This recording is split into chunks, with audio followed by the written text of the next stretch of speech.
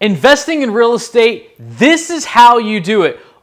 But wait, there's actually several different ways to get into real estate investing. This is how I'm having my little sister, she's 21 years old, get into real estate herself with her own money. Let's dive into it. Welcome to the Smack Fest, the beat down. The SWAT team is here on another beautiful day of shutting the week down. Hey guys, for me, for the very first time, I built a real estate portfolio from scratch. I didn't have any handouts, I didn't win the lottery, and I certainly didn't get any inheritance. So, how did I do it? This is how I recommend you start investing into real estate. And if you like this content, be sure to subscribe and hit the notification bell. I make several videos per week on real estate investing. Subscribing is free, and I'm here to teach you how to not only retire early, but to get out and experience life and live life way before your peers at 65 years old. And it all starts with saving $20,000. Guys, I know that might sound like a lot of money to you, and other people are saying that's not much at all. But this is what I'm telling my little sister. She's 21 years old. I say, I want you with your W-2 job to save $20,000. And this does two things. One, it proves the discipline for you to be able to handle money. Because if you handle $20,000 well, you'll probably handle $1 million well. I know it sounds like a lot of money, but $1 million in real estate comes way faster than you actually believe it's possible, guys. Once you start getting in and getting the ball rolling, guys, this number, this $20,000, becomes a drop in the bucket. And not only are you going to use that $20,000 to acquire your first property, but the $20,000 is actually a surplus, which you probably will need. So it's actually going to be a built-in reserve that you need to have as a real estate investor. So you might be asking, what am I buying in the first place? How do I know what to look? This is what you're going to buy. So you're going to get a typical loan from a bank or credit union. It's going to be a Fannie and Freddie loan. Those are the ones that are fixed for 30 years, low APR. And here's the kicker, guys. You can buy a duplex, a triplex, or a quadplex and still be able to get a Fannie and Freddie loan. Basically a regular bank mortgage with up to 4 doors. But here's the biggest kicker of them all. You have to buy it as your primary residence and you have to move into it, okay? So I actually broke down an example we're going to go over here in a minute on a duplex because I feel like a duplex is probably more common out there than a triplex or a quadplex, but your area might be cash flowed better off of a quadplex or a triplex. You might even find something in your neighborhood or in your area that you're already familiar with. Now, when you buy a 1 to 4 unit, you're allowed by the bank to put down as little as 3%.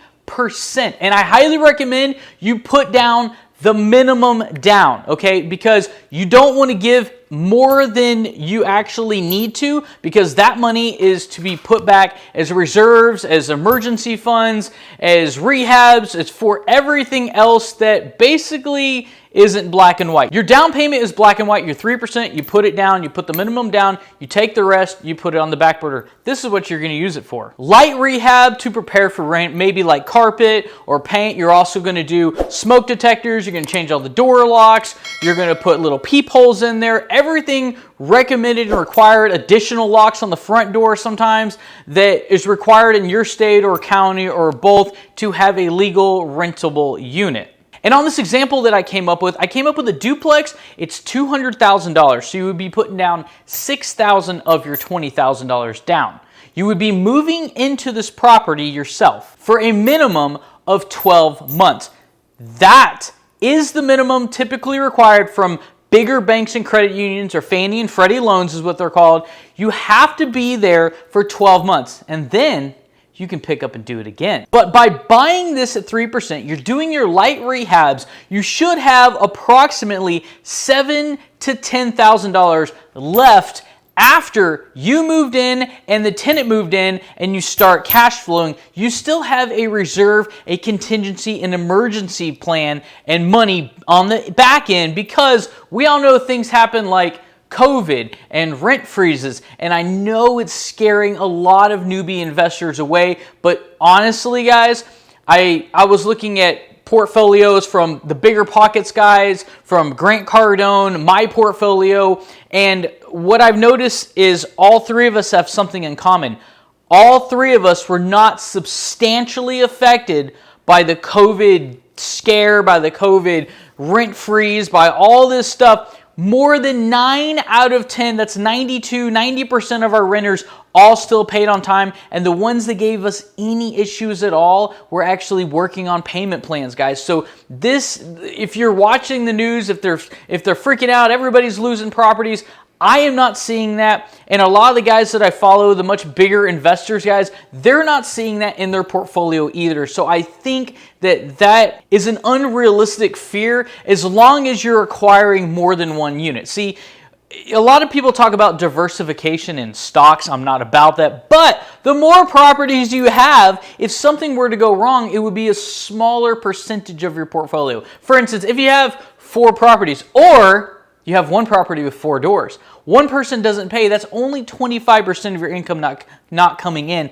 not 100% like if it was one single family home. So the numbers are going to look like this. You move into a, let's just call it a duplex. You move into Suite A, you rent out Suite B. Suite B rents for $1,200 a month. And the numbers are basically this. $200,000 property, $6,000 down on a 30-year fixed note, which I highly recommend you do. Spread it out as long as you can, get a fixed rate. You're going to get about a 3.5% APR, give or take, depending on when you go to the bank or credit union to actually get your numbers ran. You need to have good credit, guys. 720 plus, 740 plus is really what you want to see for the absolute best rates. Your insurance here in North Texas will run you about $100 a month or $1,200 per year, and the property taxes about $3,500 per year, which brings you to a grand total of, wait a second, it's not that simple, because your all-in price is actually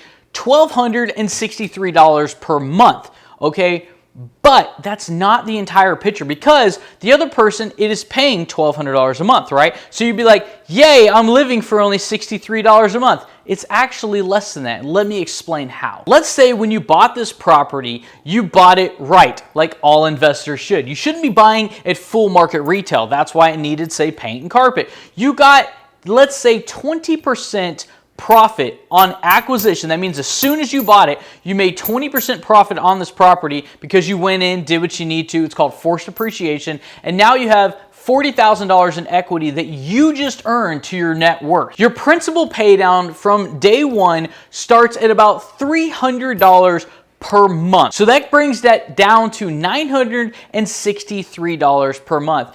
But you're also going to have a contingency plan of repairs at $100 per month, and you're going to have property management at 7% per month. And that brings you to a grand total monthly of $1,147. Notice how we're beating around that $1,200 mark, guys. You're basically living for free, okay? And you might say, well, living for free is great, but at what point can I go buy another property? And we had touched on this just a second ago. Once you stay there for 12 months, you can find another duplex, triplex, quadplex, put another 3% down and move in to the next one and start all over. And you might be saying, but I need the additional income to buy more property. And this is the cool thing about it, guys.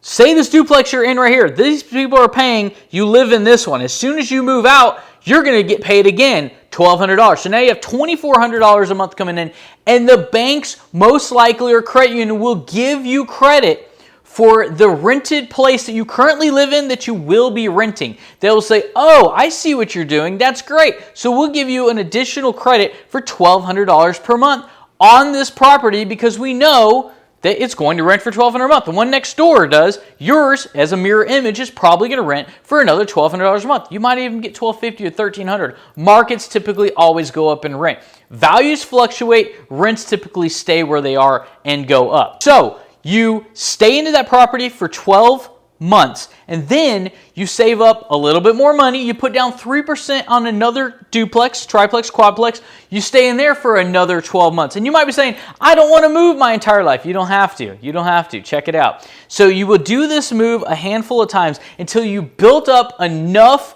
equity and enough cash flow, because this game right here is really about cash flow when you're putting down minimum percent.